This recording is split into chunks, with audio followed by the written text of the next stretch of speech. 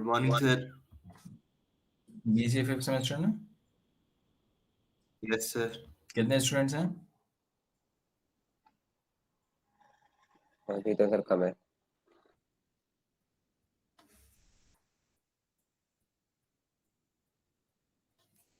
Anyone else is from outside merit also?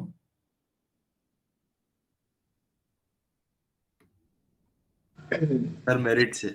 Math से ही है सब हाँ मैथ से ही है।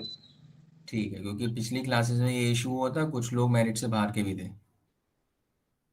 पेपर कब से? 2 दिसंबर से।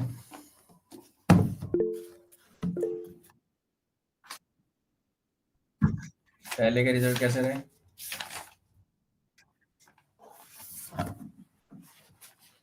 चलो, तो सब्जेक्ट क्या हमारा कौन सा है? Web programming. अच्छा, बिफोर स्टार्टिंग ए क्लास मैं एक चीज़ कहूँगा, वेब प्रोग्रामिंग कोई एक ऐसा टिपिकल सब्जेक्ट नहीं है जो आप लोगों को नहीं पता या आप लोगों ने पहले नहीं पढ़ा।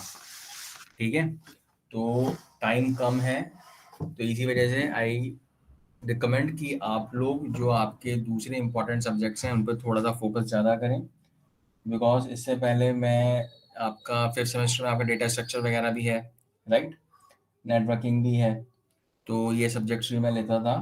तो आई हैव सीन कि बच्चे क्या करते हैं कि जो थ्योरेटिकल सब्जेक्ट है उन पे ज़्यादा फोकस रहते हैं और जो ये ज़रूरी सब्जेक्ट्स हैं इन पे ध्यान नहीं देते, एंड ड्यू टू विच उनका रिजल्ट क्या रहता है कि इन सब्जेक्ट्स में काफ़ी खराब रहता है। तो डेटा स्ट्रक्चर, नेटवर्किंग, जावा, ये सब्जेक्ट्स ऐसे हैं आपके, थोड़ा सा इन पे ज़्यादा फोकस करिए। जावा भी आई थिंक इसी सेमेस्टर में है ना? हाँ, वही जेएसपी। तो जेएसपी नहीं, जावा मतलब कोर जावा। वो फोर्थ सेमेस्टर में था सर। फोर्थ में था ना? फोर्थ में था, ठीक है। डेटा स्ट्रक्चर तो इसी बार है, जी सर। नेटवर्किंग भी इसी बार है ना? हाँ, तो भैया इन सब्जेक्ट्स में थोड़ा ज़्यादा फोकस करो, क्योंकि शेड्यूल कम है, पेपर जल्दी हैं, और ये जो आपके सब्जेक्ट्स हैं ये टाइम मांगते हैं, प्रैक्टिस मांगते हैं, तो इनमें थोड़ा सा फोकस रखो, ज़्यादा ध्यान दो। जो थ्योरेटिकल सब्जेक्ट्स हैं उनको सेकंड प्रायोरिटी दो। Second priority in the sense मतलब उन्हें नेग्लिजिबल मत समझो बिल्कुल ही, लेकिन ये है कि उनमें अगर थोड़ा कम समय भी दोगे या फिर थोड़ा सा एक बार पढ़ लोगे, देख लोगे, तो भी आप कर सकते हो। लेकिन ये सब्जेक्ट्स ऐसे हैं आपके जिसमें आप विदाउट प्रैक्टिस नहीं कर सकते कुछ भी। ठीक है, मैथमेटिकल अप्रोच वाला एक सब्जेक्ट है, वो कौन सा सेमेस्टर में है?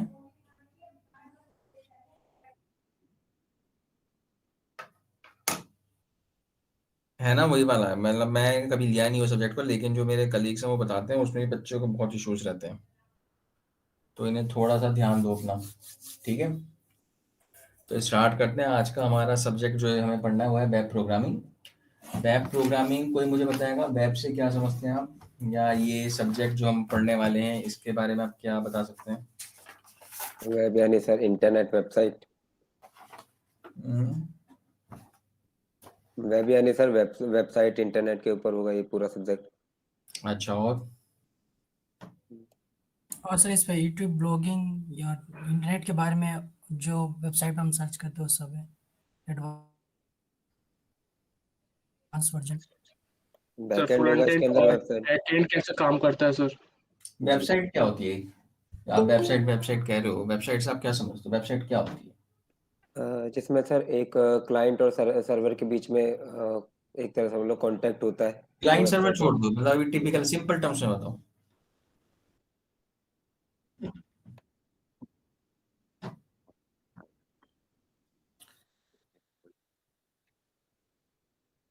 मैं ये कहता हूँ, देखो, जो भी चीज समझो या समझाओ ऐसे समझाया करो या समझा करो कि आप एक एंड यूजर हो, मतलब आपको कोई भी नॉलेज नहीं है, एक लेमैन आदमी हो आप, और आपको उस अगर वे में समझोगे तो आपको चीजें समझ में भी आएंगी और आगे तक ध्यान भी रहेंगी।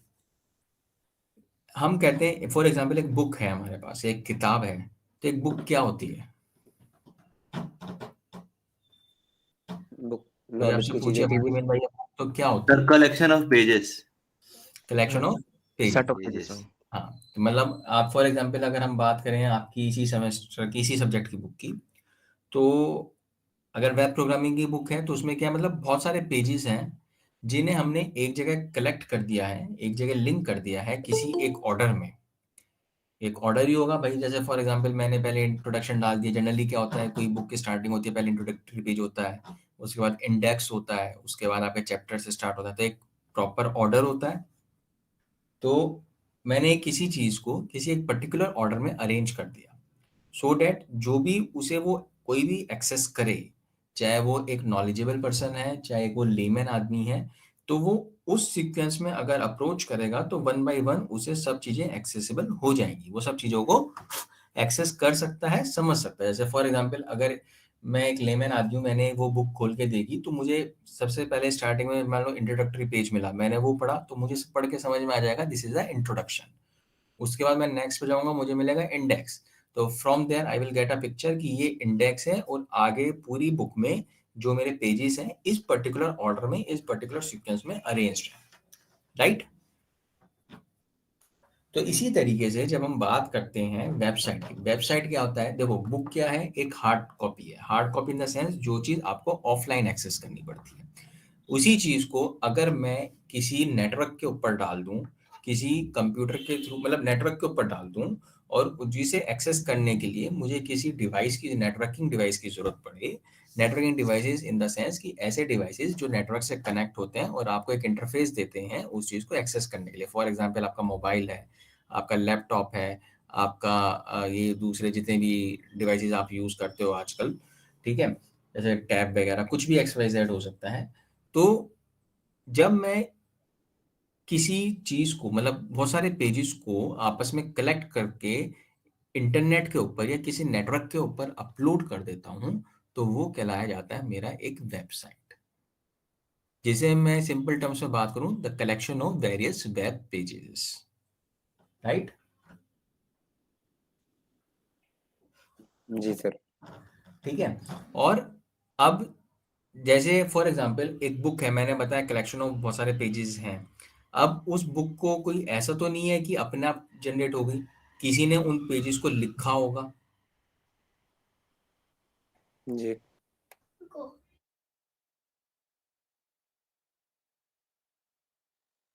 पेजेस होंगे, किसी ने उन्हें लिखा होगा, किसी ने उन्हें डिजाइन किया होगा, स्ट्रक्चर सेट किया होगा, ठीक है।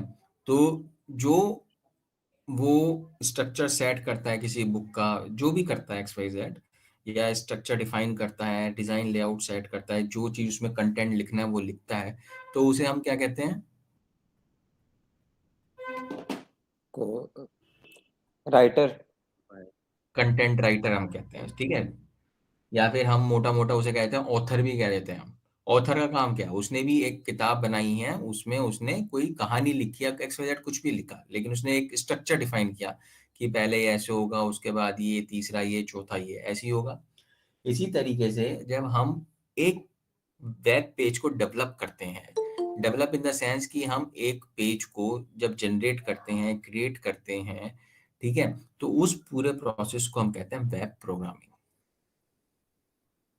कि जो कंप्यूटर की टर्म्स में किसी चीज को डेवलप करने को हम कहते हैं प्रोग्राम करना, मतलब पीछे का लॉजिक डिफाइन करना, कैसे वो चीज हमारी वर्क करेगी। तो इस पूरे प्रोसेस को हम कहते हैं वेब प्रोग्रामिंग। तो ये जो हमारा पूरा सब्जेक्ट है, इसमें यही है कि हमारे जो किसी भी वेबसाइट के ऊपर हमारे जो डिफरेंट डिफरेंट वेब पेजेस होते हैं। अब मान लो फॉर एग्जांपल आप कोई वेबसाइट एक्सेस करते हो, फॉर एग्जांपल आपने फेसबुक एक्सेस किया, तो सबसे पहले जब आप facebook.com डालते हो तो क्या होता है, इंट्रोडक्टरी पेज आपके पास आता है, जिसमें आपका डिटेल्स वगैरह होती हैं। उसके बाद जो भी उसमें लिंक्ड पेजेस होते हैं, आप उस पर क्लिक करते हो तो आपके सब्सिक्वेंट पेजेस ओपन होते हैं, राइट। तो वो क्या है कि मतलब आपके अलग अलग वेब पेजेस हैं जो मैंने आपस में एक दूसरे से लिंक कर दिए हैं, और एक स्ट्रक्चर डिफाइन कर दिया है कि मैं इसके बाद इस सीक्वेंस पे आऊंगा, next I will come on this sequence and so on. या फिर मैं जब यहाँ पे क्लिक करूंगा तो मेरा ये चीज ओपन होगा, मैं यहाँ पे क्लिक करूंगा तो ये चीज ओपन होगा। तो I have defined a proper structure. तो इसी पूरे प्रोसेस को हम कहते हैं web programming. Different different pages को डिजाइन करना, डेवलप करना, प्रोग्राम करना, और उनको फिर अरेंज करना कि हम किस तरीके से उस चीज को एक्सेस कर सकते हैं। That whole process is known as web programming. और इस पूरे सब्जेक्ट में हम वेब प्रोग्रामिंग की मतलब जहाँ भी बात आएगी आपके पूरे कंप्यूटर साइंस के टर्म्स में, लाइक आपने पहले भी पढ़ा है, आगे भी पढ़ेंगे या फिर कभी भी आप देखेंगे, तो वेब प्रोग्रामिंग का मतलब यही होता है। ये चीज समझ में आई? जी सर। और जो हम कहते हैं वेब डेवलपमेंट, जैसे आप कहते हो वेब डेवलपमेंट प्रोफाइल है, तो वेब डेवलपमेंट क्या होता है? वेब डेवलपमेंट यही होता है कि इन वेब पेजेस को क्रिएट करना, डेवलप करना, मेंटेन करना। मेंटेन भी भाई कोई चीज आपने, फॉर एग्जांपल मैंने आपको एक बुक इशू करी, as a librarian I have issued you a book, लेकिन अब उस बुक को इशू करने के साथ कुछ टर्म्स एंड कंडीशंस भी होती हैं जो आप लोगों को फॉलो करनी पड़ती हैं। फॉर एग्जांपल आई सेड कि you have to return this book within a 15 days. आपको ये टियर एंड वियर का लॉसेस आपको बियर करना पड़ेगा, आपको उसे मेंटेन करना पड़ेगा। कोई आप पेंसिल मार्क, पेन मार्क आप उस पे नहीं डालेंगे, कोई इंटरनल आप डैमेज नहीं करेंगे बुक को। तो these are some terms and conditions. Means अगर आपने एक बुक इशू करवाई है from a library, means you are taking a responsibility कि मैं इन सारी टर्म्स एंड कंडीशंस को फॉलो करूंगा। I will take the proper maintenance और proper care of the book, right, so that कि आपके बाद भी कोई अगर उसे एक्सेस करता है, बुक को इशू करवाता है, तो वो भी उससे आप कोई मतलब दूसरा स्टूडेंट भी उस बुक से हेल्प ले सके। मतलब ऐसा ना हो जाए कि सिर्फ आपने पढ़ी और उसके बाद उसकी कंडीशन ऐसी कर दी कि कोई दूसरा उससे पढ़ ही नहीं सकता। इन द सिमिलर वेज कोई एक वेबसाइट होती है, it is accessible to crores of people, ठीक है? तो जरूरी होता है कि हम कोई अगर वेबसाइट मेंटेन कर रहे हैं, मतलब डेवलप कर रहे हैं, we have to maintain that website also, so that कि कोई भी अगर यूजर उसे किसी भी टाइम पे एक्सेस कर रहा है, ही और she doesn't face any difficulties while accessing that particular website और एनी स्पेसिफिक कंटेंट। तो इसी चीज को हम कहते हैं वेबसाइट मेंटेनेंस, या हम जनरल टर्म्स में हम कहते हैं कोई भी कंप्यूटर साइंस में प्रोजेक्ट होता है, हम कह रहे हैं maintenance project, this is a maintenance project, या हम मेंटेनेंस करते हैं। तो मेंटेनेंस क्या होता है कि thing has been developed, thing has been developed and deployed, already develop हो गई है, डिप्लॉयड हो गई है, सब कुछ हो गया। Now you have to take care of that particular thing, like कि वो अपनी फंक्शनैलिटी ठीक से करते रहे, इट कीप्स ऑन मतलब it keeps on working in a good way, कोई वियर एंड टियर ना हो, कोई इश्यूज ना हो। तो this is known as maintenance. तो सिमिलर वेज कोई भी अगर हम वेबसाइट हम डेवलप करते हैं, तो हमें ऐसा नहीं है कि हमने सिर्फ डेवलप करी, डोमेन ले लिया, उसे लॉन्च कर दी, कि हम उसे फिर उसके बाद नहीं देखेंगे। It is responsibility of a developer to maintain that website also. समझ में आया? Yes sir. इसका बेस्ट एग्जांपल है अभी जो गुजरात में आपने देखा हो, वो एक ट्रेजेडी हुई है, पुल गिर गया। Sir Morbi bridge. हाँ, वही मोरवी ब्रिज। तो उसमें क्या निकल के आया है कि मेंटेनेंस हमारी सही से नहीं थी, ठीक है? तो जी इसी वजह से हम अगर कोई चीज डेवलप करते हैं, तो इट इज नेसेसरी कि हम उसकी मेंटेनेंस का भी ध्यान रखें। अब जो हम एक वेब पेज डेवलप करते हैं, इनिशियली जब हम करते हैं, मतलब करते थे, जब आज से कई साल पहले जब ये शुरू हुआ था, यार एक चीज बताओ, कुछ बच्चे ऐसे भी हैं जिन्होंने पिछली बार भी ये सब्जेक्ट पढ़ा है, पिछली बार इन द सेंस कि दोबारा से रिपीट हो रहा है जिनका? नहीं। No sir. मुझे यार एक दो चेहरे, मतलब जो नाम आ रहे हैं, ऐसे लग रहे हैं जैसे ये पिछले सेमेस्टर में भी थे और इस बार फिर से आए हैं ये।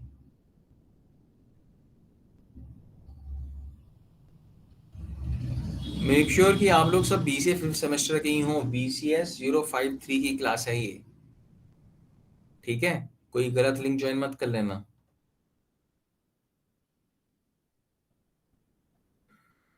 हाँ जी।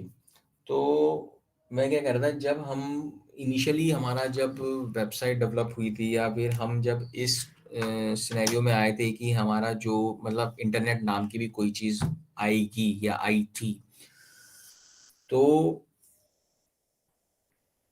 उस समय हमारी टेक्नोलॉजीज इतनी डेवलप नहीं थी। हमारे जो टूल्स हम यूज करते थे या जो फीचर्स थे, टेक्नोलॉजीज थी, इतनी एडवांस नहीं थी। लिमिटेड स्कोप था, लिमिटेड एक्सेस था, लिमिटेड लोग उसे यूज करते थे, और जो यूज करते थे वो भी that was not an easy task, बहुत चैलेंजिंग था। आजकल तो घर घर में मोबाइल पे इंटरनेट है, एट दैट टाइम घर में इंटरनेट होना या किसी के पास इंटरनेट होना used to be considered as a very big task. ये चीज़ आप लोगों ने भी आई थिंक ऑब्जर्व करी होगी, देखी होगी।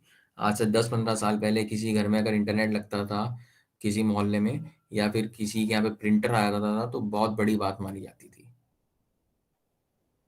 राइट? जी सर। हाँ, तो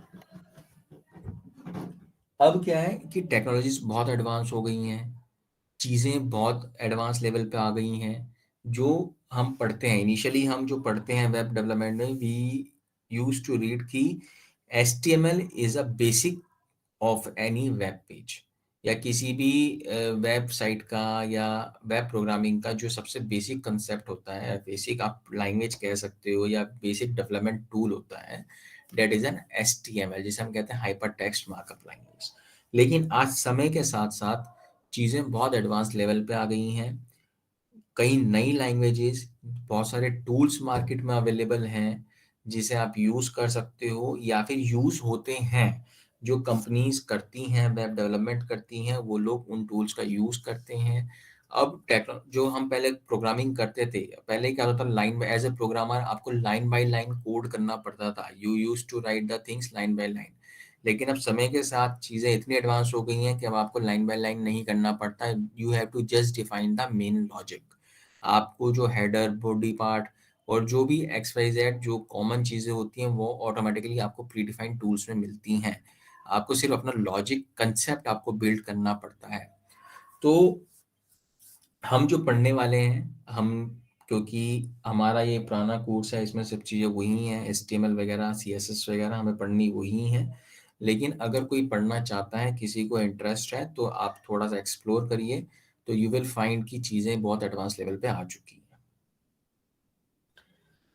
जब सबसे पहले हमारी जो वेब डेवलप हुई थी, या वेब को हम कहते हैं वर्ल्ड वाइड वेब, WWW भी हम कहते हैं।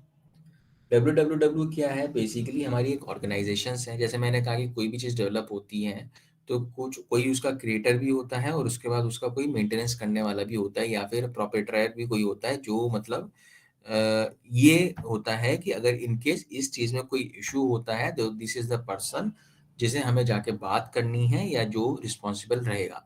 फॉर एग्जाम्पल, अगर आपकी क्लासेस चल रही हैं तो merit is the responsible institute जो इस चीज़ के लिए रिस्पॉन्सिबल है कि आपकी क्लासेस हो रही हैं कि नहीं हो रही, हो तो सही समय पे हो, ना हो, XYZ जो भी इश्यूज हैं, आपका मेरिट रिस्पॉन्सिबल है।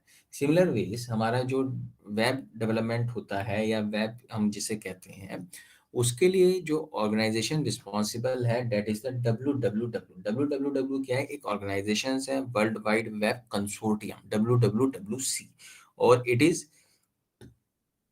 डिप्लॉयड इन USA, अमेरिका में डिप्लॉयड है, and it is the sole responsible जो सारे ऑल ओवर द वर्ल्ड जितने भी आपके इंटरनेट एक्सेसेस होते हैं, internet access in the sense जो कंटेंट आपके पब्लिश होते हैं, उस चीज का वो रिस्पॉन्सिबिलिटी लेता है।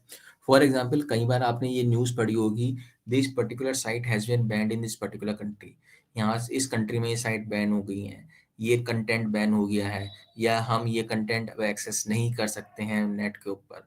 तो मतलब जो ये सारे रूल्स एंड रेगुलेशंस इम्पोज होते हैं, तो मतलब somewhere someone is the responsible जो इन सब चीज़ों को टेक केयर कर रहा है, इन चीज़ों को रेगुलेट कर रहा है, कोई बॉडी है जो इन चीज़ों को देख रही है।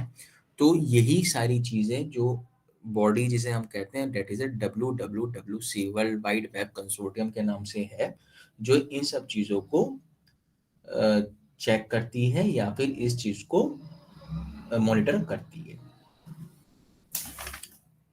Right?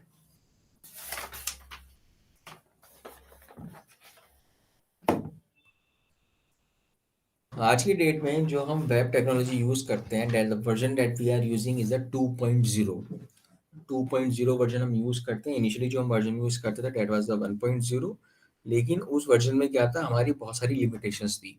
But in the version 2.0 that we are using right now, इसमें हमारे पास ऐसी चीजें हैं, इतनी एडवांस लेवल पे हम हैं, advance level in the sense अपने हिसाब से हम एडवांस लेवल पे हैं कि हम आज की डेट में सोशल मीडिया हम यूज कर सकते हैं, नेटवर्किंग हम यूज करते हैं, ब्लॉग्स वगैरह XYZ, हम जो भी चीज़ें हम यूज़ करना चाहें, सर्च करना चाहें वेबसाइट पे किसी एक नेटवर्क के ऊपर, हम उस चीज़ को एक्सेस कर सकते हैं।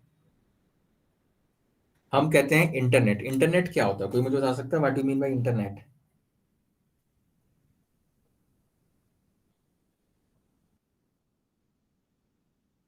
मतलब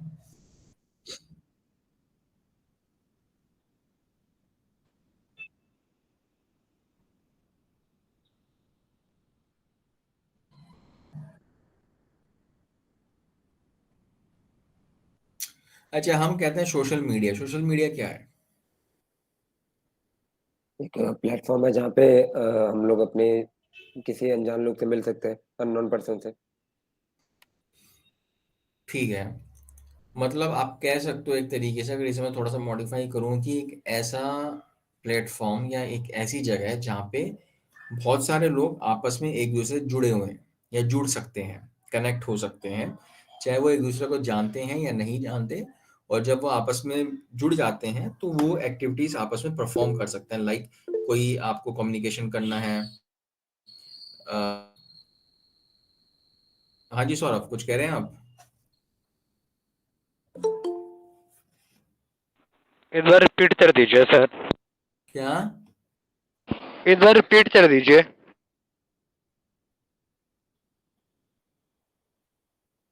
क्या कहा इसने यार, समझ नहीं आया मुझे।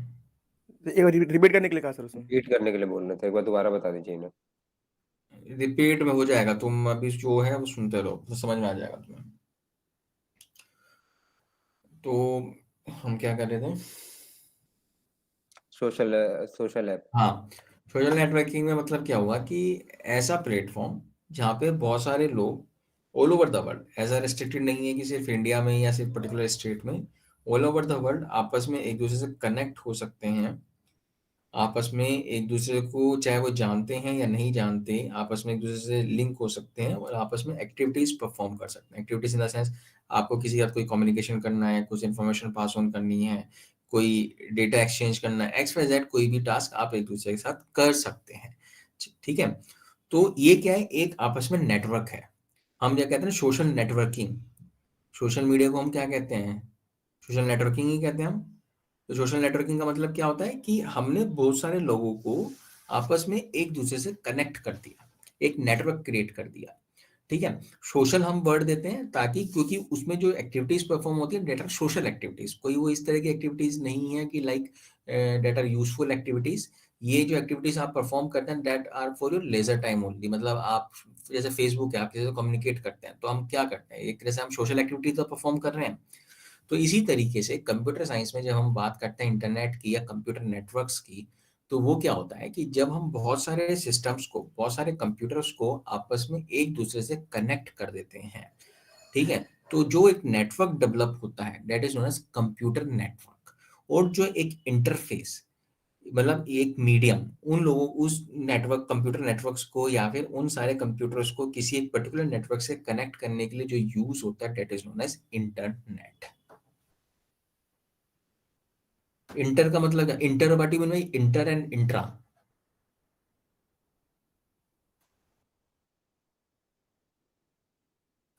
बाहर, जैसे हम कहते हैं इंटर स्टेट बस सर्विस।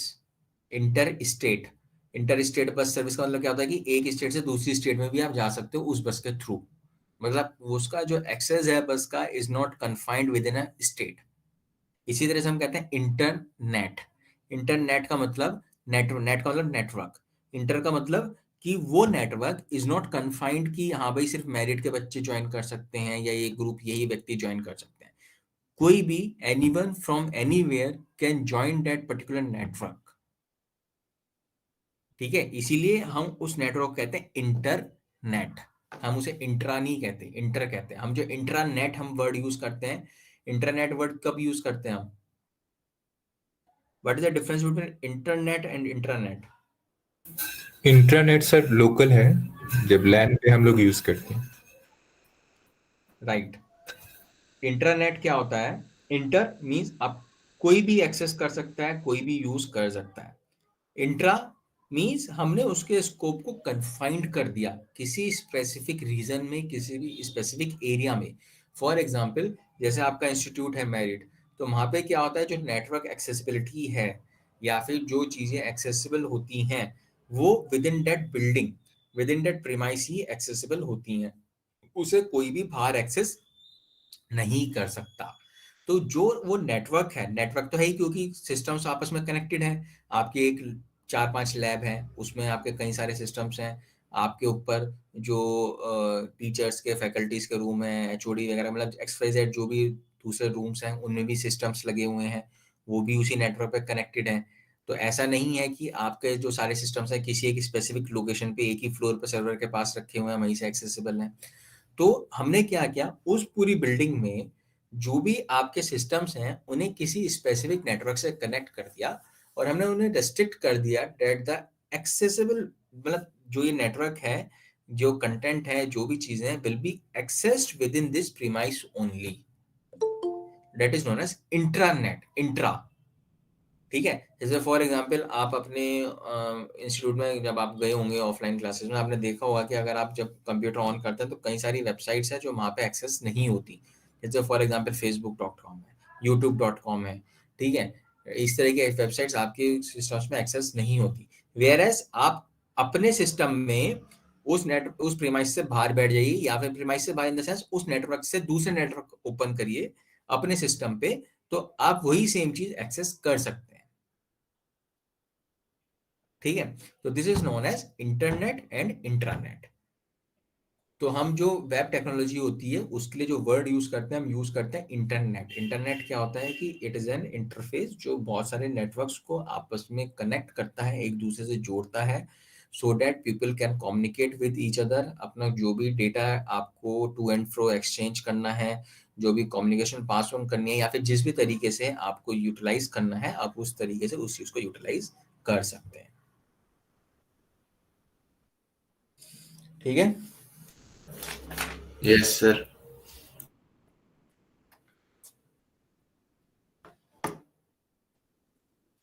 कोई भी एक वेबसाइट होती है, एक वेबसाइट का फॉर्मेट क्या होता है?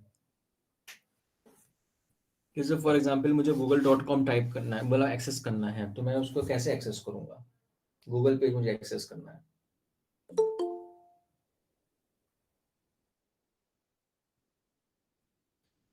ठीक है।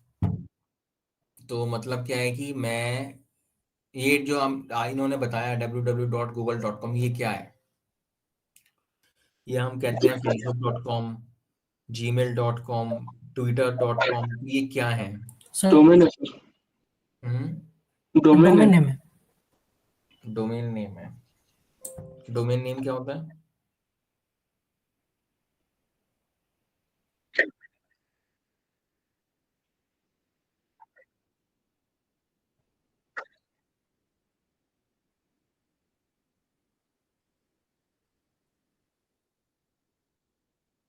क्या जैसे हमने लिखा फॉर एग्जांपल google.com, क्या ये www.google.com ये पूरा ही जो हमने सेंटेंस लिखा है या वर्ड्स लिखे हैं ये पूरे डोमेन के अंदर आते हैं? Yes sir. सर इसमें .com जैसे रूट से फिर TDL पे जाता है, TDL से फिर ऑथोरिटेटिव सर्वर से आता है, ऐसे 3 हिस्सों में डिवाइडेड होता है सर। नहीं, वो तो चीजें ठीक है कि बैक एंड पे वो ऐसे डिवाइडेड है या वो कैसे टास्क परफॉर्म कर रहा है। तो आई एम जस्ट आस्किंग कि ये जैसे हमने लिखा google.com, ठीक है, तो क्या ये पूरा google.com डोमेन कहलाया जाता है, या इनमें कुछ स्पेसिफिक चीज है वही उसे ही हम डोमेन कहते हैं?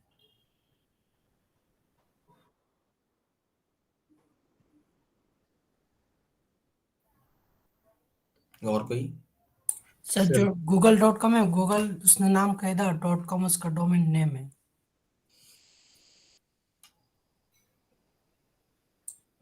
अच्छा, और इस पूरे को हम क्या कहते हैं?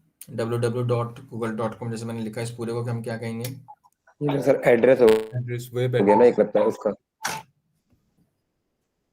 इसे हम, सही कहा आपने, इसे हम कहते हैं वेब एड्रेस या फिर URL। अगर हम बुकिश लैंग्वेज में बात करें, जो वर्ड्स हम यूज करते हैं that is the URL, uniform resource locator, right? जी सर। यूनिफॉर्म रिसोर्स लोकेटर क्यों कहते हैं? क्योंकि सर ये उसका एड्रेस है, स्पेसिफिक एड्रेस है ये।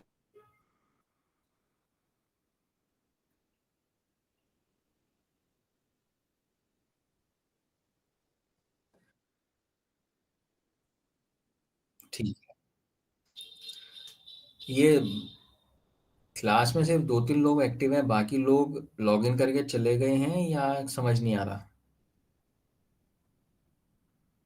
बाकी लोग एक्टिव हैं या नहीं है? Yes sir. है सर। है सर है। Yes sir. देखिए, जिसे नहीं पता उनके लिए जैसे फॉर एग्जांपल आप किसी पर्टिकुलर लोकेशन पे रहते हैं, अगर एक पोस्टमैन है या फिर लेट सपोज मुझे कोई एक डॉक्यूमेंट आपको पोस्ट करना है, तो उसे पोस्ट करने के लिए इट इज़ नेसेसरी कि मेरे पास आपका स्पेसिफिक लोकेशन का एड्रेस हो, आपकी लोकेशन हो कि वो चीज़ मुझे कहाँ पे डिलीवर करनी है, ठीक है? तो इसी तरीके से जब हम कोई भी वेबसाइट एक्सेस करते हैं इंटरनेट के ऊपर, मतलब इंटरनेट पे आप कह सकते हो ऑनलाइन हम कोई भी वेबसाइट एक्सेस करते हैं, इट इज़ नेसेसरी कि जो भी चीज़ हम एक्सेस करना चाह रहे हैं उसका हमारे पास यूनिक एड्रेस हो, यूनिक आइडेंटिफायर। तो जो उसे मतलब कि फॉर एग्जांपल हमारे पास आपको google.com एक्सेस करना है, हमारे पास सिर्फ ऐसा नहीं है कि हमारे पास सिर्फ google.com की वेबसाइट अवेलेबल है, हमारे पास कई सारी वेबसाइट्स अवेलेबल है। लेकिन कभी ऐसा नहीं होता कि हमने लिखा google.com और हमारा खुल के आया पेज youtube.com का या फिर XYZ वेबसाइट का पेज खुल के आ रहा है, ऐसा नहीं होता। ये क्यों नहीं होता? इसलिए क्योंकि जो हम google.com लिखते हैं, मतलब हमने अपनी अंडरस्टैंडिंग लिए तो लिख लिया एज ए एंड यूजर, क्योंकि हम लोग नहीं समझ सकते तो इसलिए हमने एक वर्ड नाम दे दिया उसे गूगल। लेकिन जो बैक एंड पे जो ये चीज़ें वर्क करती हैं या फिर किस तरह से ये आइडेंटिफिकेशन होता है, तो उसी के लिए पीछे कहीं ना कहीं हर वेबसाइट का एक यूनिक एड्रेस होता है, ठीक है? तो उसे ही हम कहते हैं यूनिफॉर्म रिसोर्स लोकेटर। यूनिफॉर्म मतलब यूनिक, रिसोर्स मतलब किसी चीज को आपको एक्सेस करना, लोकेटर मतलब उस चीज को लोकेट करना, फाइंड आउट करना, आइडेंटिफाई करना, आइडेंटिफाई करके उस चीज को आपको प्रोवाइड कर देना। तो डेट्स वाई जो हमारा वेबसाइट होती है, एक वेबसाइट का जो एड्रेस होता है जिसे हम वेब एड्रेस भी कहते हैं, उसे हम कहते हैं यूनिफॉर्म रिसोर्स लोकेटर या फिर यूनिफॉर्म रिसोर्स आइडेंटिफायर, ठीक है? अब एक जो वेबसाइट का एड्रेस होता है वो कई सारे पार्ट्स में डिवाइड होता है। सबसे पहले होता है जैसे www। www एक ऐसी चीज है, अगर आप लिखेंगे तो भी आपकी चीजें एक्सेस होती हैं, नहीं लिखेंगे तो ऑटोमेटिकली आपका ब्राउजर क्या है? What you mean by web browser?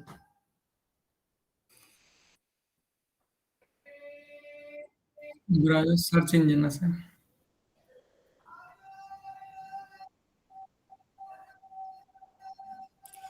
Web browser simple terms में बात करें कि एक सॉफ्टवेयर है, एक एप्लीकेशन सॉफ्टवेयर है जो आपका एक फैसिलिटी या इंटरफेस प्रोवाइड करता है टू एक्सेस द वेबसाइट्स, ठीक है? और वेबसाइट्स को एक्सेस करने के लिए आपको क्या चाहिए? जो इंटरफेस आपको चाहिए दैट इज द इंटरनेट।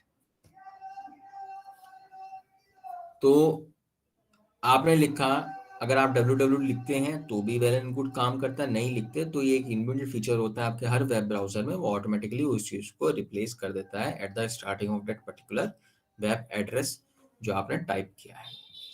उसके बाद लिखा हमने HTTP, कहीं कहीं लिखा होता है HTTPS, जैसे अभी हमारी जो ये चल रही है क्लास, इसमें अगर ऊपर एड्रेस देखते हैं तो उसमें लिखा हुआ है HTTPS। तो ये क्या है HTTP, HTTPS, ये क्या होते हैं? सर HTTPS सिक्योर होता है HTTP से ज़्यादा। होता क्या है? मैंने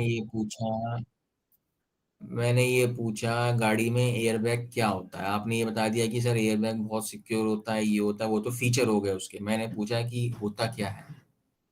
सर जब ब्राउज़र कोई भी चीज़ सर्च करने के लिए रिक्वेस्ट डालता है, इसका जो प्रोटोकॉल है उस प्रोटोकॉल को हाइपरटेक्स्ट ट्रांसफर प्रोटोकॉल बोलते हैं।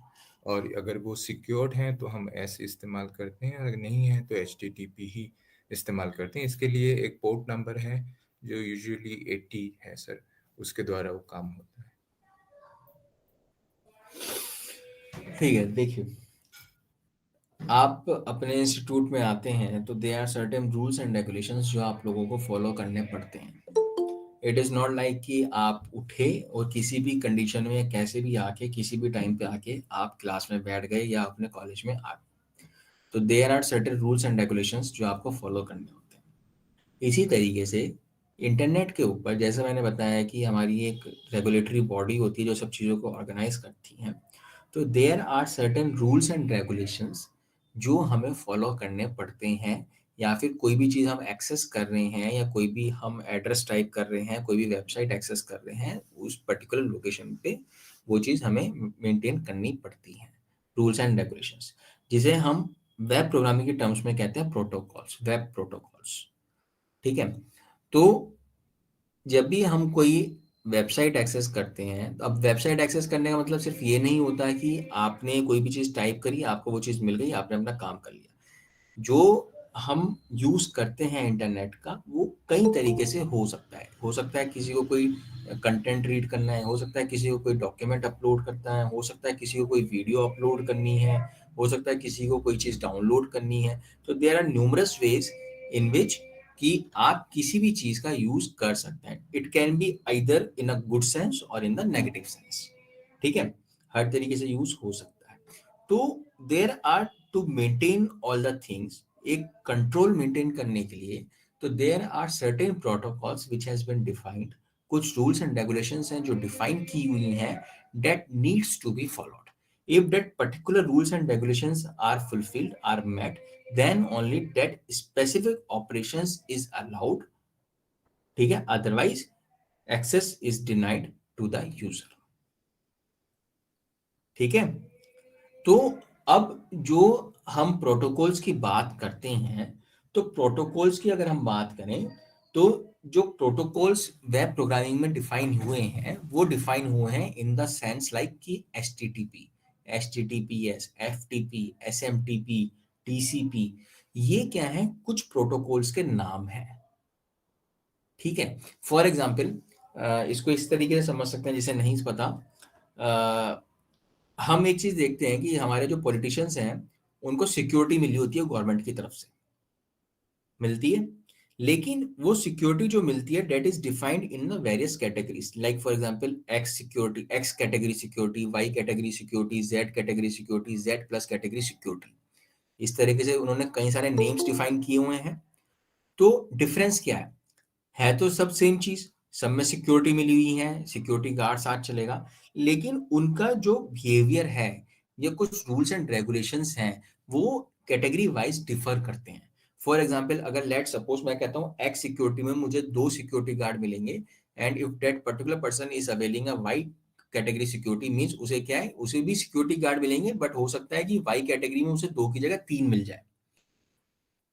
थिंग्स आर सेम, दोनों को सिक्योरिटी मिली है, बट जिस तरीके से वो चीजें इंप्लीमेंट हुई हैं थोड़ा सा उनकी कैटेगराइजेशन वाइज डिफरेंस हो गया है। इसी तरीके से हमने जो इंटरनेट के ऊपर सिक्योरिटी आप कह सकते हो या रूल्स एंड रेगुलेशंस जो डिफाइन करी हैं, वो डिफाइन करी हैं in the terms of protocols, और उसी के लिए हमने कई सारे प्रोटोकॉल्स बनाए हुए हैं, जैसे HTTP, HTTPS, FTP, SMTP, मैंने अभी नाम बताया। इनमें डिफरेंस क्या है, चीजें सेम है, लेकिन सिर्फ डिफरेंस क्या है कि नेम के हिसाब से कैटेगरी वाइज कुछ चीजें इनमें एनहेंस कर दी गई हैं as per the requirements. For example, अगर हमारे प्राइम मिनिस्टर हैं मोदी, ऐसा नहीं हो सकता कि हम उनके साथ सिर्फ एक सिक्योरिटी गार्ड को छोड़ देंगे, हाँ भाई एज अ सिक्योरिटी आपके साथ एक सिक्योरिटी गार्ड रहेगा, ठीक है, और एक MLA है उसके साथ भी एक सिक्योरिटी गार्ड रहेगा, नहीं है। दोनों पॉलिटिशियन, दोनों पॉलिटिक्स से जुड़े हुए हैं, लेकिन कैटेगरी वाइज कुछ डिफरेंस है दोनों में, कि भाई मोदी जी के साथ आपके 100 सिक्योरिटी गार्ड रहेंगे और MLA के साथ 1 या 2 सिक्योरिटी गार्ड रहेंगे। काम दोनों सबका सेम है कि उस पर्टिकुलर पॉलिटिशियन को प्रोटेक्ट करना, ठीक है।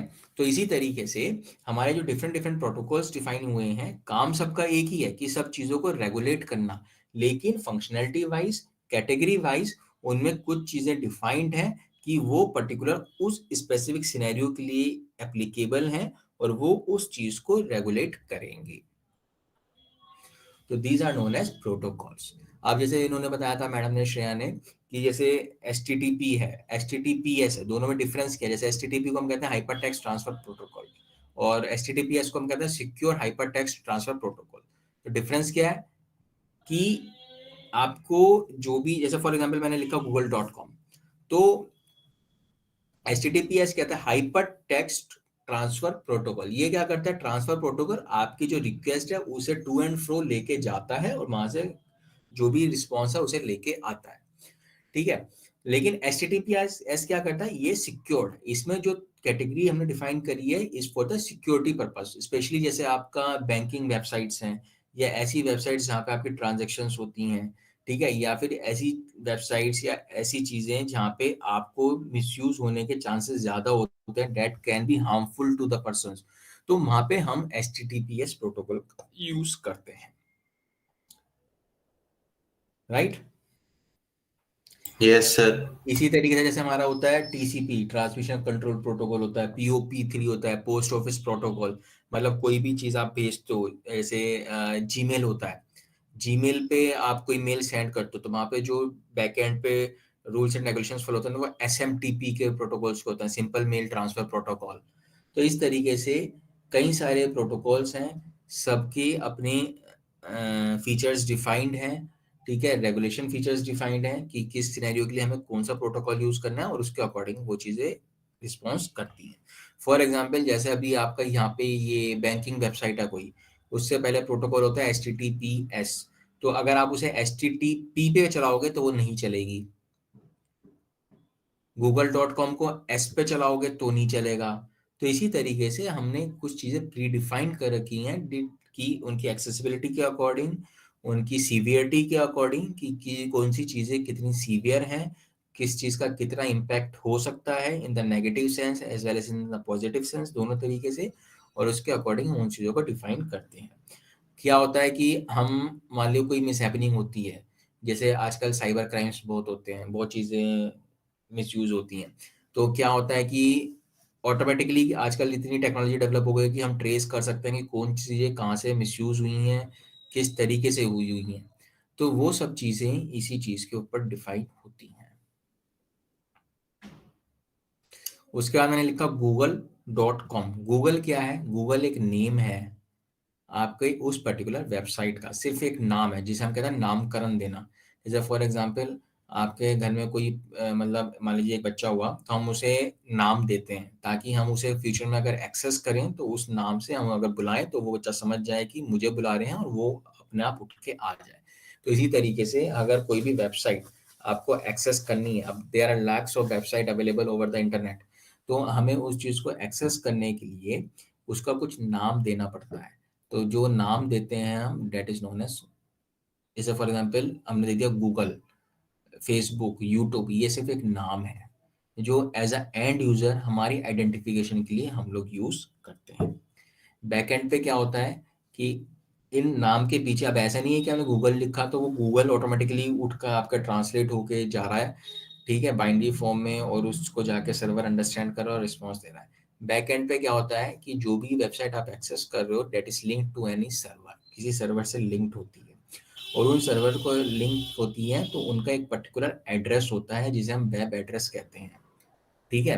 तो जैसे हमने google.com लिखा, आईपीज जिसे हम कहते हैं आईपी बेस्ड, तो क्या होता है कि आईपी हमारे हिट होते हैं सर्वर के ऊपर, उन आईपी के बेसिस पे सर्वर आइडेंटिफाई करता है कि आपको क्या चीज एक्सेस करनी है, और उन आईपी के रिस्पॉन्स के अगेंस्ट आप, मतलब उन आईपी के अगेंस्ट जो भी रिस्पॉन्स फैच होके आता है बैकएंड से, वो रिस्पॉन्स आपको विजिबल होता है आपकी स्क्रीन के ऊपर। जैसे फॉर एग्जांपल आप लिखते हो कई बार google.com, आपको लिखा जाता है error 404 page not found, 505 error आता है, ठीक है। तो ये क्या होता है, दीज आर द एरर्स कि किस वजह से हमारा वो चीज नहीं मिल सकती। ये तो हमारा एंड यूजर के लिए उन्होंने दिखा दिया कि 404 है, 505 है, हम लोग देखते भी हैं तो हम लोग लेकिन इतना ध्यान नहीं देते। लेकिन अगर कोई एक वेब डेवलपर है, कोई एक ऐसा व्यक्ति जो इन चीज़ों से रिलेटेड है, अगर आप उससे पूछेंगे तो इन चीज़ों के भी अपने स्पेसिफिक मीनिंग होते हैं, लॉजिकल मीनिंग होते हैं, जो प्री डिफाइंड होते हैं सिस्टम के अंदर। हमारे पास ये एरर कोड्स होते हैं और ये एक एरर कोड नहीं है, इस तरह के हमारे पास लाखों एरर कोड्स होते हैं जिनका अपना खुद का एक ऑब्जेक्टिव होता है, डिफाइंड होता है। जैसे फॉर एग्जांपल 404 मतलब पेज नहीं आया, तो अब कहीं भी आप ये लिख के, जैसे फॉर एग्जांपल आपके पास कोई एरर आया, आप एक टीम में हूँ, मेरे पास आ गया, मैंने ये आइडेंटिफाई कर लिया कि भाई ये पेज मेरा डिप्लॉय नहीं हो पा रहा है, एरर फेंक रहा है, बार बार एरर आ रहा है। तो अब मैं क्या होगा कि अब मैं, क्योंकि कंप्यूटर के ऊपर कभी भी आपकी जो कम्युनिकेशन होती है that is in the binary form, तो 404 है वो ऑटोमेटिकली बाइनरी फॉर्म में कन्वर्ट होकर आपका ट्रैवल होता है। अगर आप कहीं रिस्पॉन्स भेजेंगे एनक्रिप्टेड फॉर्म में जाता है, वहाँ पे वो डीक्रिप्ट होता है, एनकोड होता है। उसके बाद उसे डीक्रिप्ट करने के बाद आप ये अंडरस्टैंड करते हो कि भाई 404 मीन्स दिस इज ये पर्टिकुलर एरर का ये मैसेज है। हम जो एरर कोड्स यूज करते हैं, स्पेसिफिक कोड्स, वो हम इसीलिए यूज करते हैं ताकि in the case of miss happening, अगर हमारा कोड कोई भी डीक्रिप्ट हो जाए, मिसयूज हो जाए, तो कोई अगर उसे डीक्रिप्ट कर ले तो वो उसे समझ ना पाए कि इसका क्या मीनिंग है। अगर मैं एक 404 किसी नॉर्मल आम चलते हुए आदमी को कहूंगा कि भाई 404 का एरर आ रहा है, तो वो नहीं समझेगा। 404 को वो 404 समझ के छोड़ देगा।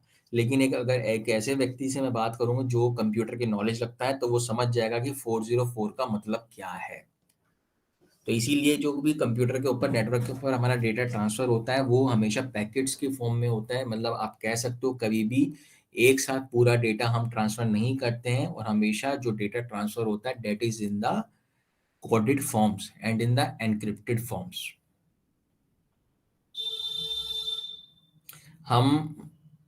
आप कोई वेबसाइट एक्सेस करते हो, फॉर एग्जांपल आप यूट्यूब एक्सेस करते हो, आपने कोई वीडियो प्ले करी, थोड़ी देर चली, फिर उसमें एक पहिया घूमने लगता है, सर्कल घूमने लगता है, फिर चलती है 1 या 2 मिनट के बाद, फिर घूमने लगता है, फिर चलती है, फिर रुक जाती है। तो जिसे आप, वो सर्कल जो घूमता है वो क्यों घूमता है, कोई बता सकता है, या उसका मीनिंग क्या है? सर लोड हो रहा है, बफर बोलते हैं सर उसे। हाँ, तो क्या लोड हो रहा है? सर आगे का डेटा लोड हो रहा है सर, मतलब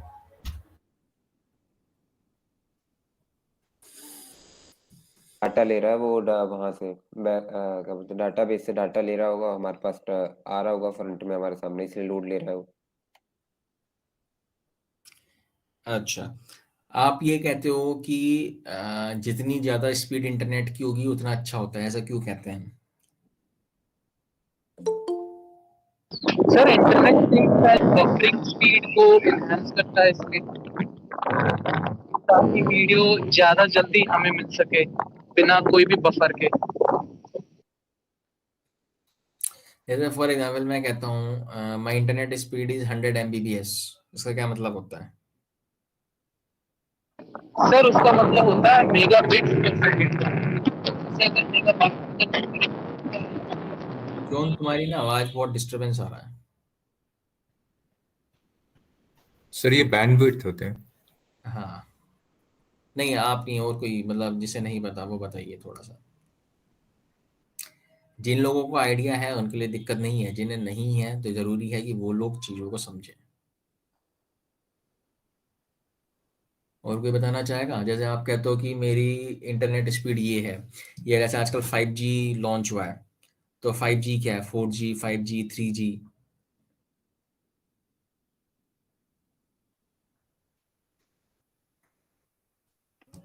ये सर वो हो गया नेटवर्क हो गया, जितना फास्ट नेटवर्क है उतने जल्दी आपका डाटा लोड होगा सर्वर पे, उतनी जल्दी आप एक्सेस कर पाओगे।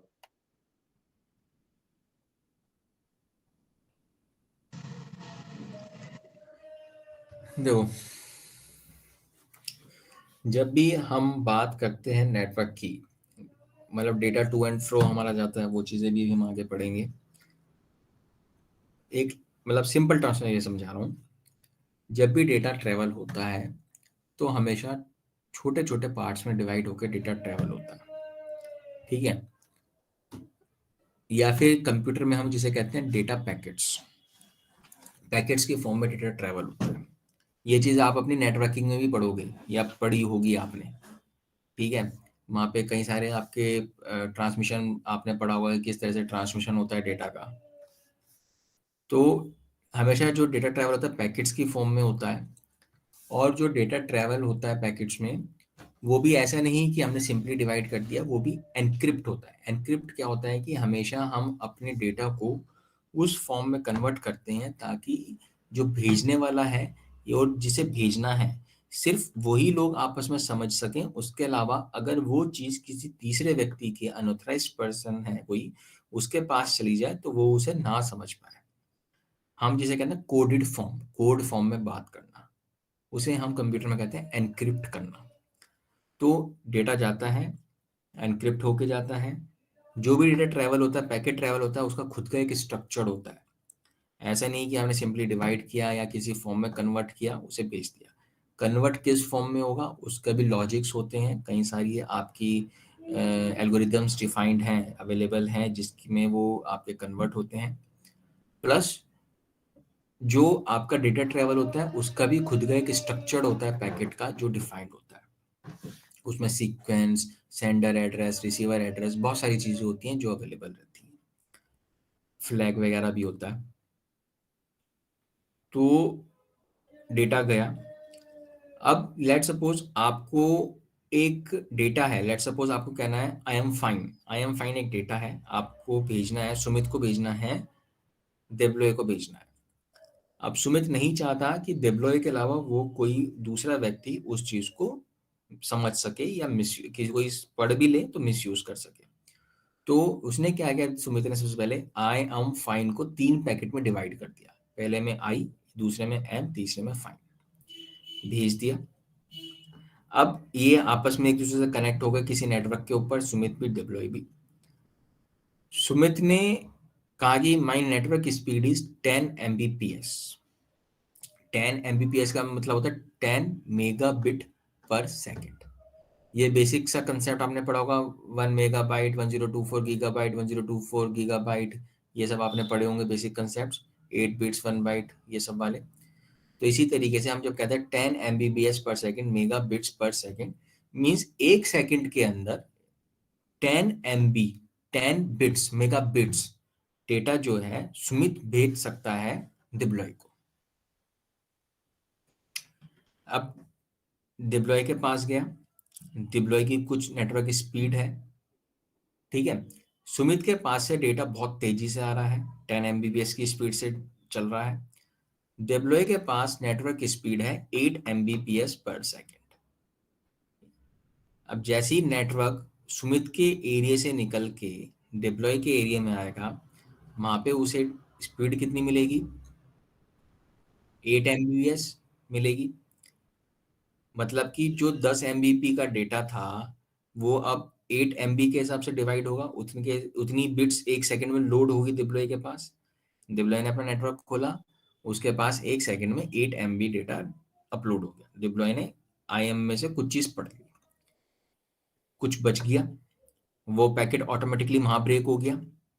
10 MB का पैकेट जो आई पूरा एक पैकेट में आया था सुमित के पास से, डिप्लॉय के पास जाके वो 8 MB में टूट गया। या फिर इस चीज को बहुत सिंपल लगते हैं, नहीं चलिए ऐसे समझ लो, वहां ब्रेक हो गया। उसके बाद दोबारा से सुमित की स्पीड ज्यादा है, डिप्लॉय की स्पीड कम है। अब डिप्लॉय ने देखा कि मेरे पास एक डेटा अपलोड हो गया, उसके बाद फिर दूसरा डेटा है, वो आपका उसमें सीक्वेंस में क्यू में लगा हुआ है, ठीक है। लेकिन क्योंकि डिप्लॉय की स्पीड कम है तो उस पैकेट को ब्रेक होने में, उस नेटवर्क पे अपलोड होने में समय लगेगा। तो जो समय लगता है पैकेट को ब्रेक होने में या उस नेटवर्क के हिसाब से एडजस्ट होने में या डेटा को ट्रेवल होने में, अगर लेट सपोज अगर दोनों की स्पीड सेम भी है तो हो सकता है बीच में कोई इनका कंजेशन हो, कंजेशंस होते हैं नेटवर्क के ऊपर, तो उन कंजेशंस की वजह से भी हमारे बहुत से पैकेट्स बीच में स्टक हो जाते हैं, ब्रेक हो जाते हैं, या आपके रिफंड मतलब वापस चले जाते हैं, रिटर्न हो जाते हैं। तो उन कंजेशंस की वजह से जो समय लगता है पैकेट को आपके पास आने में, वही समय होता है जो आपका वो सर्कल मूव करता है। जैसे ही वो पैकेट आपके पास आ गया, ऑटोमेटिकली डिक्रिप्ट हो गया, सब कुछ हो गया, तो वो तुरंत आपकी सर्कल बंद हो जाता है और वो आपकी वीडियो चलनी शुरू हो जाती है। तो ये जो समय होता है इसे हम कहते हैं बफरिंग, हमारा बफर हो रहा है। बफर क्या होता है, एक तरीके से चीजों को, इंग्लिश का अगर वर्ड है उसका अगर देखेंगे मतलब होता है स्टोर करना, बफर कर देना। कहीं स्टोर करना, तो हम कहते हैं बफरिंग हो रही है। बफरिंग क्या हो रही है कि वो जो डेटा पैकेट्स हैं वो आके आपके वहाँ पे स्टोर हो रहे हैं ताकि वो एक पर्टिकुलर सीक्वेंस में आपका डेटा प्ले हो सके। तो इसी वजह से हमारा जो हम कहते हैं नेटवर्क स्पीड हमारी ज़्यादा हो तो ज़्यादा बेटर है, वो इसीलिए कहते हैं क्योंकि जितना ज़्यादा नेटवर्क स्पीड होगी, जैसे फॉर एग्जांपल 10 Mbps, 10 Mbps का मतलब है कि 10 मेगाबिट पर सेकेंड। तो 10 मेगाबिट में let suppose I am sentence जो वर्ड है, 2 वर्ड 10 Mbps स्पीड को पूरी खत्म कर देते हैं, तो सिर्फ 2 ही वर्ड आपके पास आएंगे। फाइन जो वर्ड है, तीसरा वर्ड है, वो अलग पैकेट में आपके पास आएगा। लेकिन अगर आपकी स्पीड 100 Mbps है तो मतलब आपके 1 सेकंड में 100 MB डेटा अपलोड हो सकता है, मतलब ट्रेवल हो सकता है एक पैकेट के अंदर। तो हो सकता है आई एम फाइन पूरा 100 MB के अंदर एक ही पैकेट में आ जाए। तब जब वो एक ही पैकेट में आ जाएगा तो आपके पास जब वो डिक्रिप्ट होकर आप उसे पढ़ोगे तो हो सकता है एक ही पैकेट में जो डेटा है तो आप पूरा सेंटेंस एक ही बार में पढ़ सकते हो विदाउट एनी बफरिंग। आपको किसी दूसरे पैकेट की जरूरत नहीं है। तो इसीलिए हम ये कहते हैं कि जितना हमारे इंटरनेट की स्पीड ज़्यादा होगी उतना हमारा बेटर है। समझ में आया? मतलब टेक्निकल चीज़ें बहुत होती हैं, लेकिन फॉर अंडरस्टैंडिंग पर्पस अगर आप इस चीज़ को समझेंगे, जिन्हें नहीं पता तो इस चीज़ से आप समझ सकते हैं और इसी तरीके से आप किसी को समझा भी सकते हैं, चाहे वो आपका मतलब वाइवा वगैरह हो या कहीं भी आपको पेपर में भी लिखना है तो आप इस तरह से समझाएंगे तो भी ये गलत नहीं है। Is it clear to everyone? Yes sir. किसी को कोई डाउट या लगता हो कुछ गलत बताया गया? No sir. ठीक है, तो ये एक बेसिक सा कंसेप्ट होता है जिसपे चीजें काम करती हैं। अब हमने लिखा गूगल, यूट्यूब, फेसबुक, ये डोमेन नेम नहीं होता है, this is the name of that particular website. उस पर्टिकुलर वेबसाइट को हमने नामकरण किया, नाम दिया है। अब कोई भी जो वेबसाइट है, जैसे हमने गूगल लिया या यूट्यूब लिया, किसी के आगे आपने देखा लिखा होता .com, किसी के आगे लिखा होता .in, किसी के आगे .net होता है, किसी के आगे .gov होता है, ठीक है, किसी के आगे .net.in होता है, in, किसी के आगे .net.usa होता है, ठीक है। तो ये सब जो लिखे होते हैं बाद में, ये होता है डोमेन। डोमेन क्या होता है? हम एक्सेस प्रोवाइड करते हैं कि कोई चीज कहाँ पे एक्सेस हो सकती है या उसके स्कोप को हम डिफाइन करते हैं। जैसे फॉर एग्जांपल जहाँ हमने कहीं लिखा .com, कॉम का मतलब होता है कमर्शियल, मतलब this is the commercial website जो कोई भी यूज कर सकता है। जैसे फॉर एग्जांपल हम कहते हैं कोई शॉप है, that is the commercial property, means एक कमर्शियल प्रॉपर्टी है जिसे कोई भी यूज कर सकता है। हमने लिखा क्या कहते हैं उसे, जीओवी, जीओवी का मतलब होता है गवर्नमेंट, मतलब this particular website is related to any government organization. आप कभी भी देखेंगे किसी भी गवर्नमेंट डिपार्टमेंट की वेबसाइट, उसके आगे जीओवी लिखा होता है। किसी के आगे लिखा होता है .net, .net का मतलब होता है नेटवर्क, मतलब ये रिलेटेड है कई सारी नेटवर्क से, ठीक है। .net.in, जहाँ पे इन लिखा होता है, इनका मतलब होता है इंडिया, कंट्री कोड। कहीं लिखा होता है .USA, यूएसए का मतलब होता है यूएसए, मतलब कहीं लिखा होता है यूके, मतलब वो चीज उस पर्टिकुलर रीजन में ही एक्सेसिबल है, उसके बाहर एक्सेसिबल नहीं होगी। ये जो डोमेन्स हम डिफाइन करते हैं, उसको डिफाइन करने का मोटिव यही होता है कि हम ये आइडेंटिफाई कर सकें कि हमारी कितनी वेबसाइट्स किस पर्पज से डेवलप हुई हैं, रन कर रही हैं, सो दैट कि हम उन्हें इजीली मेंटेन कर सकें और एक रिकॉर्ड एस्टेब्लिश कर सकें फॉर आवर रेफरेंस, ठीक है। तो .com, .in, .net ये होता है डोमेन, ना कि पूरा google.com। फॉर एग्जाम्पल आपने देखा होगा अमेजन की वेबसाइट amazon.in होती है जो इंडिया में एक्सेस होती है, जो बाहर होती है amazon.com होती है। आप कभी अगर amazon.com खोलेंगे तो आपको एरर आ जाएगा, amazon.in पे रीडायरेक्ट कर देगा वो ऑटोमेटिकली। देखा है किसी ने? तो यही चीज होती है जो डोमेन डिफाइन की जाती है। कोई भी वेबसाइट जो काम करती है वो हमेशा क्लाइंट सर्वर आर्किटेक्चर पे काम करती है। क्लाइंट सर्वर आर्किटेक्चर एक बहुत कॉमन कंसेप्ट है वेब प्रोग्रामिंग का, और ये 100% आपसे पेपर में पूछा जाएगा और आपसे वाइवा में भी पूछा जाता है। क्लाइंट सर्वर आर्किटेक्चर क्या होता है? जैसे फॉर एग्जांपल अगर आप एक शॉपकीपर हैं और मैं आपके पास कोई सामान लेने आता हूँ, तो अगर मैं कोई सामान लेने आता हूँ then I am your client, मैं आपका क्लाइंट हूँ। मैं आपसे कहता हूँ कि मुझे ये चीज़ चाहिए, मीन्स आपसे मैं कोई चीज़ रिक्वेस्ट कर रहा हूँ and you are fulfilling my that request, तो मीन्स आप वो चीज़ मुझे प्रोवाइड कर रहे हैं, मुझे सर्व कर रहे हैं, तो means you are the server for me. ठीक है, तो इसी तरीके से अच्छा एक चीज़ और, अगर जब मैं आपको कहता हूँ कि मुझे ये चीज़ की रिक्वायरमेंट है, आप मुझे सर्व करते हैं, फॉर एग्जांपल जैसे आपकी लेट सपोज कोई मेडिसिन की दुकान है, मैं आपके पास आया, मैंने आपसे कहा कि आई नीड दिस मेडिसिन।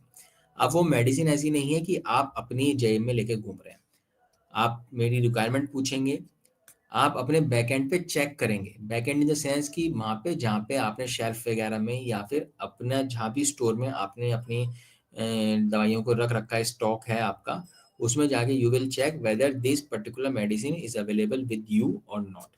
अगर यस है, आपका रिस्पॉन्स यस है, अवेलेबल है, तो आप वहाँ से उसे लेके आएंगे, मुझे देंगे, मेरी रिक्वेस्ट को फुलफिल करेंगे।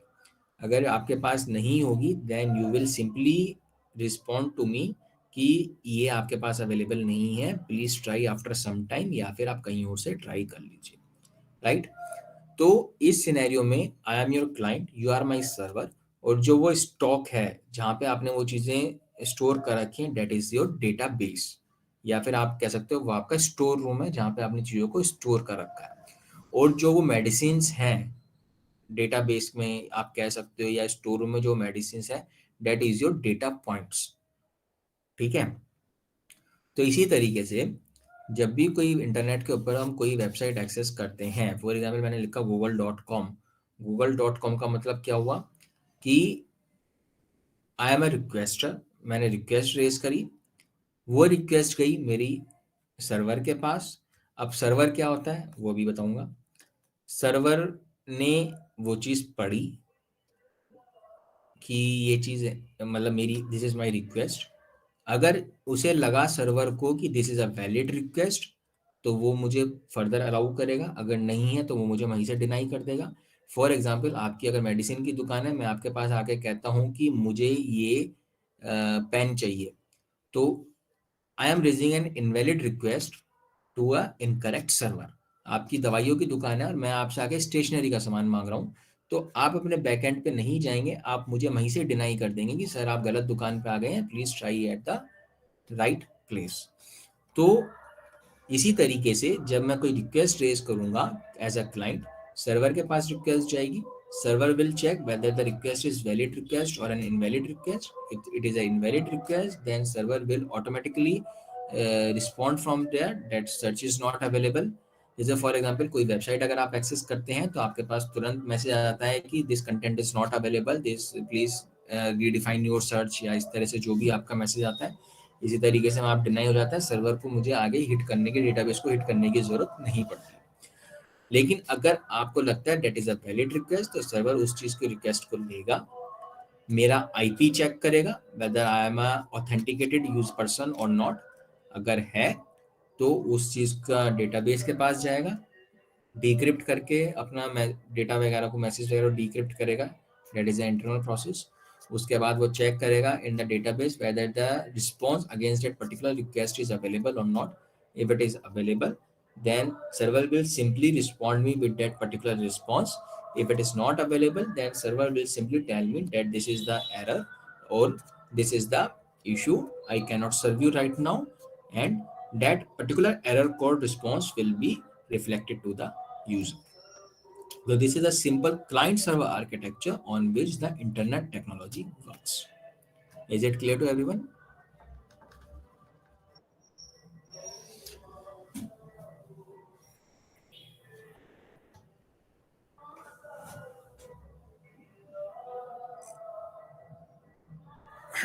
जब हम बात कर रहे हैं क्लाइंट सर्वर की, जैसे हम फॉर एग्जांपल अगर थोड़ा सा और समझेंगे डीप में, मैंने लिखा google.com, तो क्या होता है, हर सिस्टम का एक अपना आईपी एड्रेस होता है जैसा आपको पता है, and that is a unique address जिसके बेसिस पे ये आइडेंटिफाई होता है whether that person is a authenticated user और नॉट। और एक चीज़ और होती है, जो हमारे आईपी एड्रेसेस होते हैं वो भी कई सारी कैटेगरीज में डिवाइड होते हैं। 5 कैटेगरी हम लेके चलते हैं अभी, ABCDE, जिसमें हमारे जो वेब एड्रेसेस हैं वो डिफाइंड होते हैं। तो वो जो कैटेगरीज हैं that has been defined for the specific purpose. जैसे for example category is A for the personal use, category is B for the commercial, category C is for government organisations. इस तरीके से हमने डिवाइड कर रखा है। तो ये सब चीज़ें आइडेंटिफाई होती हैं सर्वर के पास। सर्वर क्या होता है, जैसे फॉर एग्जांपल मैंने गूगल लिखा या फिर मैंने फेसबुक लिखा, तो अब गूगल फेसबुक ये क्या है, ये एक ऑर्गेनाइजेशन है जो आपको कोई सर्विस प्रोवाइड कर रही है। जैसे google.com है, उसने एक सर्विस अपनी लॉन्च की हुई है कि आप वेबसाइट पे जाएंगे, google.com टाइप करेंगे, आपको एक वेब पेज मिलेगा, उसमें आप कोई भी चीज़ें सर्च कर सकते हैं। फेसबुक ने आपको एक फैसिलिटी प्रोवाइड कर रखी है कि आप नेटवर्किंग के तौर पे उसकी वेबसाइट को यूज़ कर सकते हैं। तो ultimate owners are that particular companies, जो उनकी मतलब कंपनीज हैं जिन्होंने वो डेवलप किया हुआ है, वो उनका ओनर है। अब क्योंकि ये चीज़ें कमर्शियल हैं, that is accessible all over the world, तो ऐसा नहीं हो सकता कि मैं एक जगह बैठ के ही पूरे वर्ल्ड में हर लोगों को रिस्पॉन्ड कर सकूं। उसको रिस्पॉन्ड करने के लिए what I have done is that I have deployed servers at multiple locations. As a google.com Google company, मैंने अपने सर्वर्स मल्टीपल लोकेशंस पे मल्टीपल कंट्रीज में डिप्लॉय कर रखे हैं। अब वो मैं जब बात करता हूँ सर्वर्स डिप्लॉय करने की, आप सिर्फ ये समझिए सर्वर्स डिप्लॉय कर रखे हैं, वो डिप्लॉयमेंट भी अब कई तरीके से होती है। इट इज़ नॉट नेसेसरी कि मेरे खुद के सर्वर हो सकता है मेरे रेंटेड सर्वर हो, मैंने किसी से रिक्वेस्ट पे लिए हुए हैं, किसी को कॉन्ट्रैक्ट दिया हुआ है, तो वो सारे मल्टीपल परम्यूटेशंस कॉम्बिनेशंस होते हैं, that is a different business thing. But आप ये चीज़ समझिए कि मैंने सर्वर्स इंस्टॉल करे हुए हैं मल्टीपल लोकेशंस पे, एंड आई हैव डिफाइंड कि इतने एरिया का जो रिस्पॉन्सिबिलिटी है इस पर्टिकुलर सर्वर की है, इतने एरिया की इसकी है, and so on this will work. कभी भी ऐसा नहीं होता कि google.com क्रैश हुआ है तो google.com क्रैश होने का मतलब मान लो आपका google.com नहीं चल रहा, आपके पड़ोसी का नहीं चल रहा, तो लेकिन ऐसा नहीं होगा कि उस पर्टिकुलर समय में पूरे वर्ल्ड में ही google.com नहीं चल रहा। वो इसलिए क्योंकि आपका नहीं चल रहा मीन्स आपके सर्वर का इशू हो सकता है, आपको रिस्पॉन्ड नहीं मिल रहा, लेकिन इट इज नॉट लाइक कि पूरे वर्ल्ड में पूरा google.com ही बैठ गया। वो इसीलिए क्योंकि जो आपका सर्वर्स हैं data different for different locations for different reasons, different different servers हैं और वो अलग अलग तरीके से आपको सर्व कर रहे हैं। तो फर्स्ट थिंग इज दैट ये चीज़ ध्यान रखना कि कभी भी सिंगल सर्वर पे काम नहीं होता है, मल्टीपल सर्वर्स हम इंस्टॉल करते हैं सो दैट कि हमारा एक साथ सारी चीज़ें ना बैठ जाए। कभी भी डेटाबेस जब हम एक्सेस करते हैं, we are not accessing a main database, कभी मेन डेटाबेस को एक्सेस नहीं किया जाता, हमेशा आपका रेप्लिकेटेड डेटाबेस की कॉपीज बनाई जाती हैं और उन्हें ही आपका यूज़ किया जाता है। आपने एक चीज़ देखी होगी, कई बार क्या होता है, आप जैसे फॉर एग्जांपल बैंक में गए आप, या फिर आप किसी ने आधार में मोबाइल नंबर अपडेट करवाया अपना, जी सर। तो जैसे आपने मोबाइल नंबर अपडेट करवाया है कि आपको तुरंत उसी समय से ओटीपी आने लगे थे? नहीं सर, 1 वीक का टाइम मांगते जब अपडेट होगा तब आते हैं। हाँ, 1 वीक का टाइम के बाद या फिर कुछ समय के बाद आते हैं। तो ऐसा क्यों होता है, जबकि आपकी तरफ से तो आपको मोबाइल नंबर अपडेट हो गया है?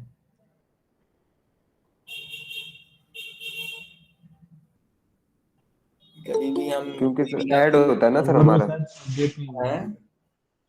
उनके सिस्टम में अपडेट नहीं हुआ सर। अपडेट नहीं हुआ होगा सर। क्यों भाई, जब आपके पास मैसेज आ गया है कि your mobile number has been updated, या आप किसी बैंक में गए हैं, आपने फॉर्म फिल करके दिया कि मेरे को मोबाइल नंबर अपडेट करवाना है और आपके पास तुरंत मैसेज आ गया that your mobile number has been updated, तो मतलब मैसेज आया था सिस्टम में तो अपडेट हो ही गया। तभी तो मैसेज आया कि जब उनके रिकॉर्ड पे आ गया, लेकिन ओटीपी नहीं आया। ओटीपी आएगा आपका 3 दिन के बाद या 4 दिन के बाद, ऐसा क्यों? सर डेटाबेस में स्टोर नहीं होगा इसलिए। तो फिर डेटाबेस में स्टोर नहीं होगा तो वो मैसेज कैसा आया आपके पास कि अब mobile number has been updated? मतलब ये बहुत कॉमन चीज़ है, अगर आपने ऑब्जर्व करी हो तो आधा ये होता है। भाई देखो, आपके पास मैं आया, आप मेरे फॉर एग्जांपल आप मेरे टीचर हैं, मैं आपके पास आया, मैंने कहा कि सर आपने मेरे ये मार्क्स अपडेट नहीं करे हैं, प्लीज़ ये अपडेट कर दीजिए, या मेरी अटेंडेंस आपने अपडेट नहीं करी। आपने तुरंत रजिस्टर खोला, अटेंडेंस रजिस्टर, उसमें मेरी अटेंडेंस चढ़ा दी, तो मेरे हिसाब से आपने डेटाबेस में चढ़ा दी, राइट? मेरे पास कंफर्मेशन आ गया, आपने कह दिया मुझे कि भाई मैंने आपका वो कर दिया, अपडेट कर दी। लेकिन मेरे पास मैसेज आएगा 4 दिन के बाद, मतलब जब मैं यूज़ करना शुरू करूँगा उस चीज़ को, आएगा मेरे पास ओटीपी 4 दिन के बाद या 3 दिन के बाद, साथ-साथ नहीं आएगा। वो साथ में ये भी कहते हैं कि सर आपका अपडेट तो हो जाएगा विदिन 24 आवर्स, लेकिन ओटीपी आप ट्राई करना 3 दिन के बाद या 4 दिन के बाद। तो 3 दिन 4 दिन का समय क्यों कहते हैं? क्या होता है वो समय?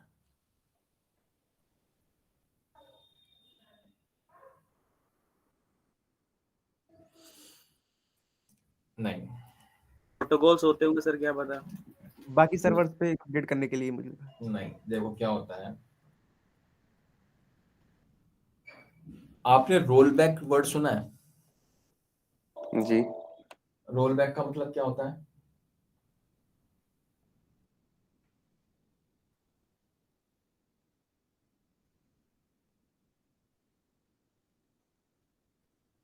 ठीक है, समझो।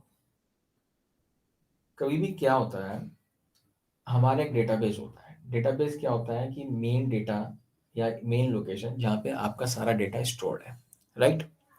फॉर एग्जांपल अगर मैं बैंक की बात करूँ, तो वहाँ पे सारे यूजर्स का डेटा स्टोर्ड है, उसमें आपका कॉन्फिडेंशियल इंफॉर्मेशन भी है, सारी कॉन्फिडेंशियल ही है जनरली सारी इन्फॉर्मेशन, और पर्सनल इन्फॉर्मेशन भी है, पीआई इन्फॉर्मेशन जिसे हम कहते हैं, जैसे मोबाइल नंबर, ईमेल आईडी वगैरह, जिससे आप किसी दूसरे यूजर के साथ शेयर नहीं करते या नहीं करना चाहिए, वरना उसका मिसयूज हो सकता है, राइट?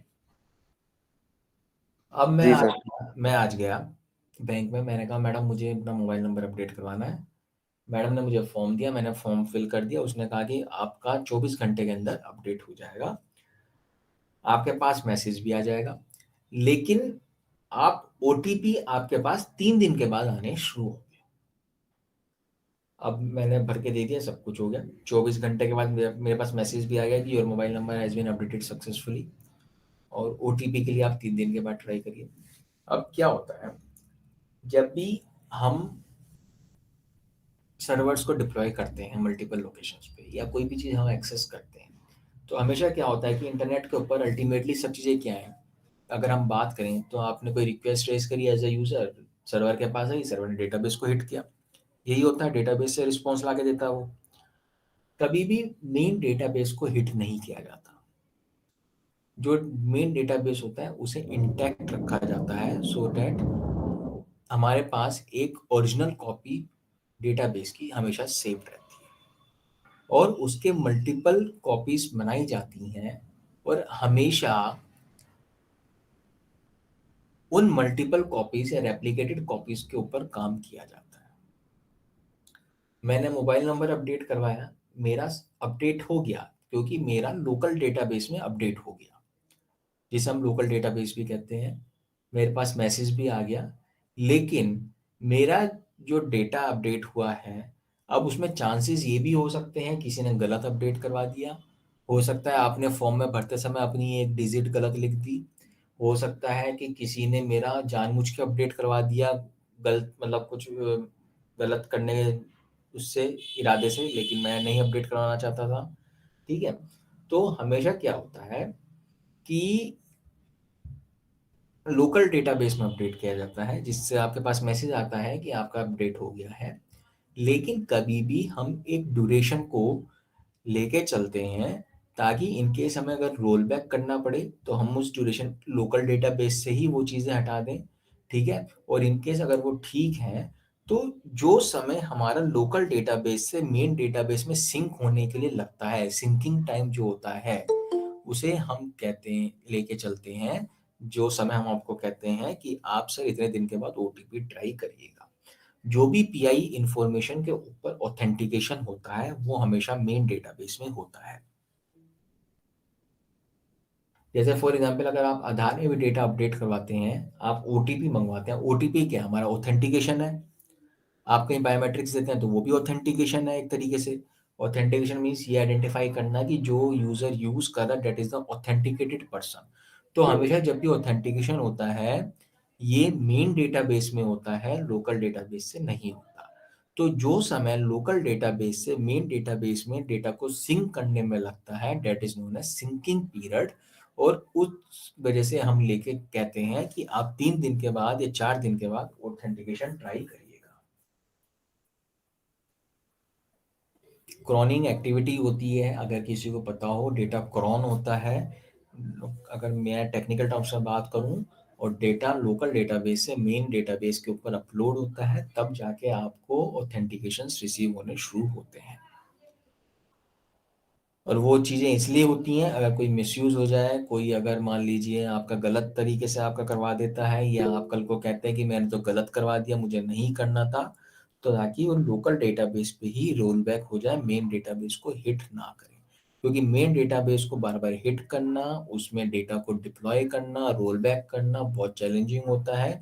और उसमें हम इसलिए अवॉइड करते हैं कि इनकेस अगर कुछ भी एक एक्टिविटी ऊपर नीचे हो गई तो आपका सारा डेटाबेस करप्ट हो जाता है। तो इसलिए हमेशा मेन डेटाबेस को कभी भी नहीं छेड़ा जाता और उसकी मल्टीपल कॉपीज बना के रखी जाती हैं।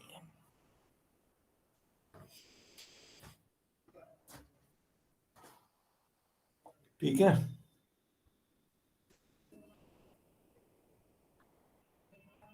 समझ में आया? Yes sir. तो इसीलिए हमारा जो भी हम हमेशा समय आपको मिलता है वो इसीलिए मिलता है क्योंकि ऑथेंटिकेशन हमेशा मेन सर्वर से, मेन डेटाबेस से होता है, लोकल से नहीं होता।